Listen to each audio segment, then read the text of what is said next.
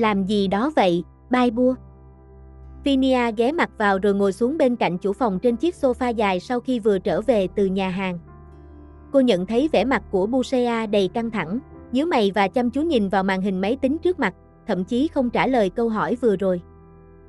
Tiếng trả lời ngắn gọn cho thấy cô ấy đã nghe thấy câu hỏi của người đối diện. Không phải là câu trả lời, Phinia nói bâng quơ. Đang xem gì thế? Tôi cảm thấy có gì đó lạ khi chúng ta đến gặp giáo sư Ramet ở trường đại học hôm đó, nên đã tra cứu thông tin về ông ấy. Lạ thế nào? Không chắc lắm, Bua đáp một cách mơ hồ.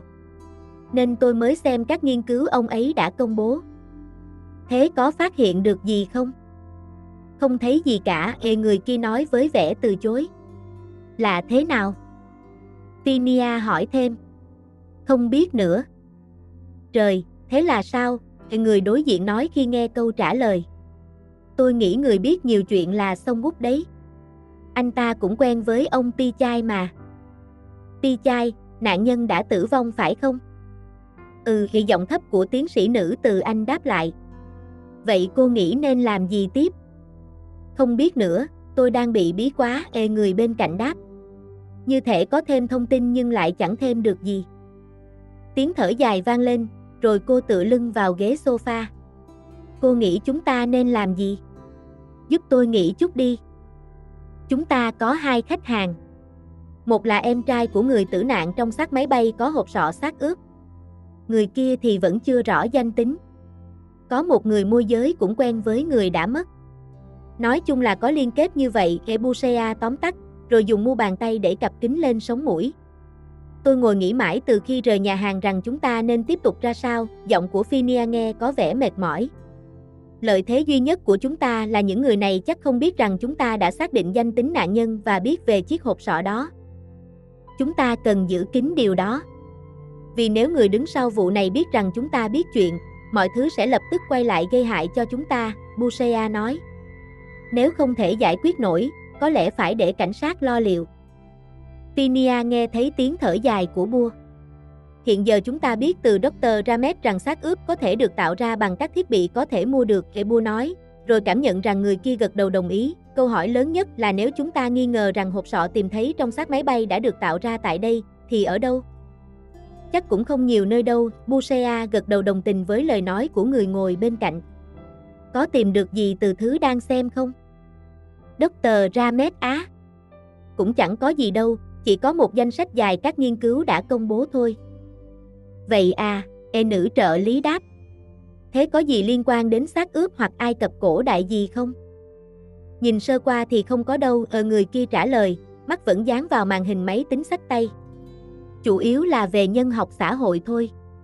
Có thể ông ấy mới bắt đầu nghiên cứu nên chưa có công bố. Vậy chắc là không thu được gì từ ông ấy đâu, Phinia nhận xét. Tôi cũng nghĩ vậy. À, mai tôi định đến xem cửa hàng của ông Phi Phát gì đó. Chiều đi, tôi đi cùng, Bua nói. Không về phòng ngủ à? Cô nghĩ mình sẽ đi một mình chắc. Lo cho tôi à? Đâu có. Người kia vội phủ nhận. Ai mà thèm lo cho cô chứ? Không có đâu. Còn nói cao giọng nữa là sẽ hôn đấy. Phinia dọa nửa đùa nửa thật, khiến người nghe vội mím chặt môi ngay lập tức. Lại đây nào. Sau đó, ngón tay Phinia nhẹ nhàng chạm lên cằm Bua. Hôm nay vẫn chưa hôn cô nữa mà. Không cần ngày nào cũng hôn đâu, Bua nói rồi hất tay đối phương ra. Đi tắm và đánh răng trước đi, không thì đừng mong. Bye Bua. Phinia kéo dài giọng rồi nghiêng người ôm lấy Bua từ bên cạnh, tựa trán lên vai cô nàng. Đi đi, người hôi hám mà còn định vào phòng. Hôm nay đã ưu ái cho đi ăn cùng trai rồi, đừng có bướng bỉnh nữa. Ăn với cô ngon hơn đấy, Phinia đặt mũi lên cổ Bua, khiến cô ấy giật mình. Ý là, ăn cơm với cô cơ mà, giọng Phinia ấp úng nói. Nè, đi tắm ngay. Sau đó, cô nhấp môi gần sát Bua, nhưng lần này Phinia kéo cô vào vòng tay và bắt đầu đặt môi khắp cổ. Cho chút xíu thôi mà. Phinia. Bua thốt lên. Đã bảo rồi, nếu cô còn lên giọng thì tôi sẽ hôn đấy. Và Phinia thực hiện ngay mà không để Bua kịp phản ứng. Cô không cần phải giữ lời hứa kiểu này mỗi lần đâu. Bua nói với chút hơi thở gấp khi Phinia rời môi khỏi cô. Đi tắm thôi, Phinia nói lơ đãng trước khi đặt một nụ hôn nữa lên má Bua, rồi đứng lên và chạy tung tăng về phía phòng tắm với tâm trạng vui vẻ. Đồ ngốc, dù miệng nói thế, nhưng cô vẫn không ngăn được nụ cười khi nghĩ về nụ hôn vừa rồi. Bua thấy mình đang đứng trong một cửa hàng đồ cổ rộng bằng 2 gian phòng vào buổi chiều muộn. Cô chỉ có thể nhìn quanh với sự tò mò. Trước đây, cô chưa bao giờ có dịp ghé thăm nơi thế này, thực ra, mấy tháng nay cô còn ra ngoài nhiều hơn cả 10 năm qua gộp lại. Đời sống của một nhà nghiên cứu là thế. Chúng ta có khi còn thấy bức tường phòng thí nghiệm nhiều hơn cả tường phòng ngủ nữa. Và trong nhiều trường hợp, phòng thí nghiệm và phòng ngủ cũng chính là một. Đúng là một cuộc sống thật đáng buồn. Bua tự nhủ rằng mình may mắn khi không chọn ngành sinh học phân tử như Phan.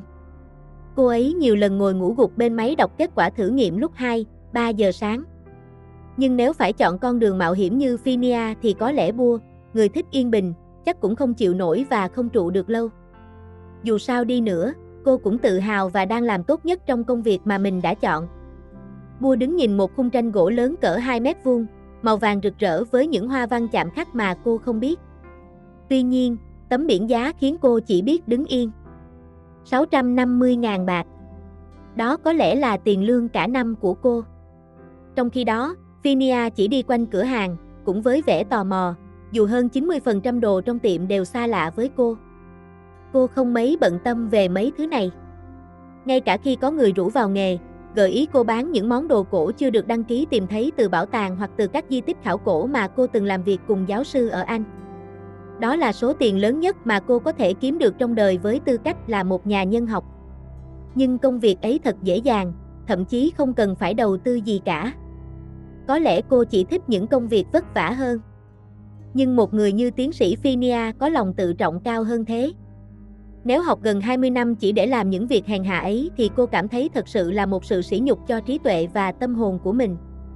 Cô quay sang nhìn Bua, người đang đứng ngắm bức tranh nào đó trên tường cửa hàng cách đó không xa.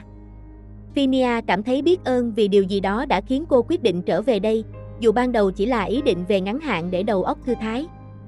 Nhưng đến lúc này, có lẽ điều đó không còn đúng nữa. Phinia nhận ra đâu là nơi thuộc về mình và là nơi cô nên ở lại. Có muốn lấy món nào không? Nữ tiến sĩ đến từ Anh đi đến và thì thầm bên cạnh Bua. Nói thật thì tôi chẳng biết món nào cả, cô bạn nói, điều chỉnh gọng kính để nhìn giá của bức tranh cô đã đứng ngắm hồi lâu. Kiểu như, nếu không biết thì sao mà trân trọng giá trị của nó được chứ? Thật đấy, cô trợ lý đáp. Dù là đồ vật hay bất cứ thứ gì, nếu quen thuộc dần, giá trị tinh thần của nó có thể tăng lên theo cách không ngờ tới. Lời nói ấy khiến Bushea quay sang nhíu mày nhìn người vừa nói đang đứng mỉm cười. Không uống rượu mà sao như say thế, nói chuyện kỳ quặc. Có lẽ là do ở với cô nhiều quá, người kia đáp lại. Cô cũng hay cư xử kỳ lạ mà. Này, đồ ngốc. Có gì thú vị chưa? Thú vị à? Bua nhắc lại câu hỏi với đôi lông mày gần như đang vào nhau. À. Cô hiểu ra ý của câu hỏi vừa rồi, chưa thấy món nào trông đáng ngờ cả. Xin chào, là một người đàn ông nhỏ con, có gương mặt và làn da hơi vàng, bước ra từ phía sau cửa hàng. Xin lỗi vì đã để hai người đợi, tôi vừa bận nghe điện thoại một chút. Cả hai quay sang nhìn và nhận ra ông ngay lập tức, vì ông trông giống người anh trai đã qua đời trong tai nạn máy bay. Cả Bua và Phinia đều đã nhìn thấy ảnh của người anh trong hồ sơ vụ án của cảnh sát khi cảnh sát gửi thi thể ông Pichai đã được nhận dạng trở lại cho sở cảnh sát. Phi Pháp vẫn mặc quần áo màu đen, mà Phinia đoán là để tang anh trai.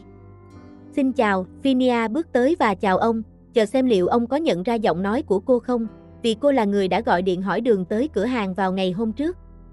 Dù có nhận ra hay không, cô vẫn sẽ tiếp tục diễn vai trò của mình để xem ông có gì đáng ngờ không hoặc có thông tin gì về chiếc sọ xác ướp bí ẩn đang làm cô đau đầu không. Nhưng nhìn từ ngoài cửa hàng, nơi này hầu như không có gì nổi bật hay liên quan tới Ai Cập cổ đại. Quý khách có để ý món nào đặc biệt không? Ông hỏi với thái độ lịch sự như một người chủ cửa hàng tiếp đón khách. Phinia đoán rằng ông không nhận ra giọng của cô. Tôi thấy cửa hàng này thú vị nên ghé vào xem. Chúng tôi đang... Người nói nhìn quanh, để tìm đồ trang trí phòng. Cửa hàng chúng tôi có rất nhiều lựa chọn đấy, từ đèn, khung tranh, bình hoa đến bộ đồ cổ, chủ yếu từ châu Âu, thì ông nói. Như chiếc đèn này chẳng hạn. Phi Phát chỉ vào chiếc đèn bằng thủy tinh hình chén úp cao khoảng 50 cm, với 4 bóng đèn xếp thành hình tròn bên trong, treo cao hơn đầu của Bua một chút. Đến từ Áo, là đồ cổ từ năm 1970. Bua nhìn nó với sự thích thú và gật đầu, giá của nó gần bằng 2 tháng lương của cô. Hay quý khách đang tìm thứ gì đặc biệt, có thể cho tôi biết, nếu cửa hàng chúng tôi không có, tôi có thể tìm giúp. Vậy à, cô trợ lý hỏi và đảo mắt nhìn quanh, rồi dừng lại ở một món đồ trong hộp kính cao khoảng 20 cm. Đó là một chiếc mặt dây chuyền tròn bằng kim loại màu tối, lớn bằng lòng bàn tay, khắc hình con mắt bên trái mà người ta gọi là con mắt của Horus, Eye of Horus, còn gọi là Urak. Đây là con mắt của thần Horus, đã bị móc ra trong trận chiến với thần Seth, theo truyền thuyết Ai Cập cổ. Người ta tin rằng nó sẽ bảo vệ người đeo hoặc sở hữu nó khỏi nguy hiểm, và cũng là con mắt của sự thông thái. Món đó thì sao? Đây là bùa hộ mệnh từ Ai Cập, cửa hàng chúng tôi mới có vào năm ngoái, ông giải thích khi cả ba người cùng nhìn chăm chú vào món đồ. Đó là đồ cổ. Tôi cảm thấy có chút quen thuộc nhưng không biết rõ về các món này lắm, Phinia giả vờ nói. Có món nào khác cho tôi xem không? Những món này khá hiếm, ông chủ tiệm giải thích, thỉnh thoảng mới có một lần. Sau đó ông đi tới tủ kính dài cao khoảng 1 mét, trong đó trưng bày nhiều món đồ khác nhau. Ông cúi xuống tìm kiếm một lúc thì lấy ra một tập hồ sơ, đặt nó lên tủ kính rồi bắt đầu mở ra. Những món này là các món tôi từng bán, Phi Phát cung cấp thêm thông tin. Hai người khách bước tới xem tập hồ sơ mà ông vừa lấy ra. Thực ra đó là một cuốn album ảnh lưu trữ những món đồ mà cửa hàng đã bán, bao gồm cả thông tin người mua. Phi Phát mở từng trang, giải thích nguồn gốc và giá của mỗi món. Thực ra, ông đã có trong tay nhiều món đồ cổ từ nhiều nơi, nhiều thời kỳ, số lượng khá lớn, phần nhiều là tranh vẽ, sau đó là bát đĩa, hầu hết từ khắp nơi trên thế giới. Hai nữ tiến sĩ lắng nghe ông nói chuyện với sự thích thú. Ít nhất ông không tỏ vẻ nghi ngờ gì mà còn tiếp tục kể các câu chuyện một cách rất tự nhiên. Bua chỉ mở xem album một cách chậm rãi trong khi Phi Phát nói chuyện với Phinia cho tới khi Tin, cô nghiên cứu viên gọi người bạn bên cạnh với giọng hơi run. Cô nhìn xem món đồ này. Rồi cô chỉ vào một tấm hình trong album, trong đó là ảnh một người đàn ông quen thuộc đứng cầm một chiếc khung tranh chạm khắc bằng gỗ không lớn lắm và nhìn thẳng vào máy ảnh. Cô trợ lý nheo mắt nhìn với vẻ nghi ngờ. Cô cố nhớ lại đã gặp gương mặt này ở đâu, một lúc sau mới nhận ra. Tôi rất thích chiếc khung tranh này, Bua bắt đầu nói và cố kìm nén sự hồi hộp. Có chiếc nào giống cái này không? Có ở phía sau cửa hàng, một chiếc gần giống, tôi sẽ lấy cho quý khách xem. Nói xong, Phi Phát biến mất vào trong. Người đàn ông này, Phinia lên tiếng với giọng hơi ngập ngừng. Nói với tôi rằng tôi nhớ nhầm đi. Thật kỳ lạ khi Bua vừa nói vừa chăm chú nhìn vào hình ảnh trên màn hình. Anh ấy là người đàn ông vô danh đó, chủ nhân của chiếc hộp sọ bí ẩn ấy.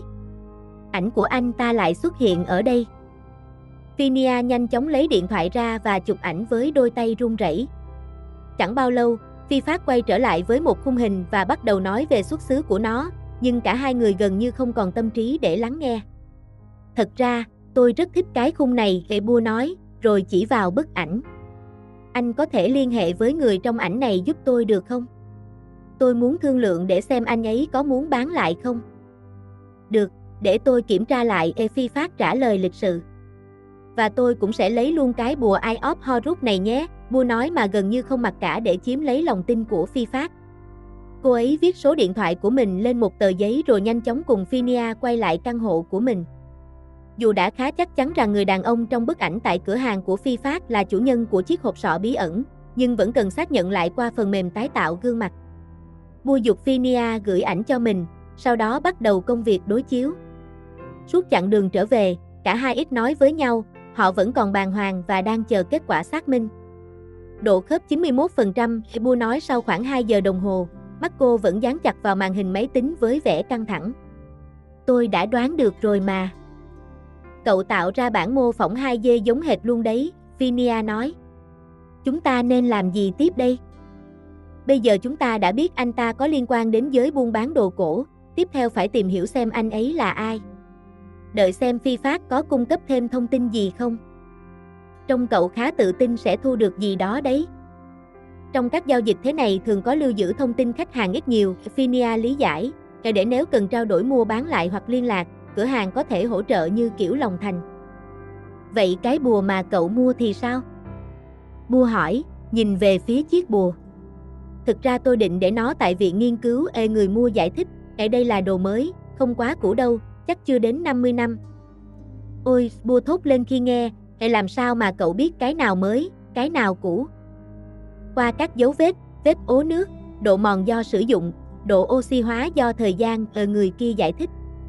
Cái này gần như không có, vết rỉ sét cũng ít lắm, chắc chưa được 50 năm đâu. Mình thì không phân biệt được gì cả.